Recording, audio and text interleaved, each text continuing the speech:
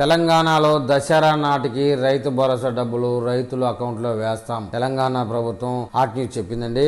ఎన్నికల్లో ఇచ్చిన హామీల మేరకు పలు పథకాలను అమలు చేసిన సీఎం రేవంత్ రెడ్డి ప్రభుత్వం ఇప్పుడు రైతు భరోసా పథకాన్ని అమలు చేసేందుకు వేగవంతంగా సన్నాహాలు చేస్తుందని చెప్తున్నారు. అక్టోబర్ 1 నుంచి దసరా పండుగ మధ్యలో రైతుల ఖాతాల్లో భరోసా నిధులు జమ చేయాలని నిర్ణయించినట్టు తెలుస్తుంది. రేపు కేబినెట్లో చర్చించిన తర్వాత విధి విధానాలపై అధికారిక ప్రకటన వెలువడనుందండి. ఎకరాకు 7,500 చొప్పున 2 విడతల్లో 15,000 ఇవ్వాల్సి ఉంటుంది. 1,53,00,000 ఎకరాలకు 11,475 కోట్లు వ్యయం అవుతుందని అంచనా.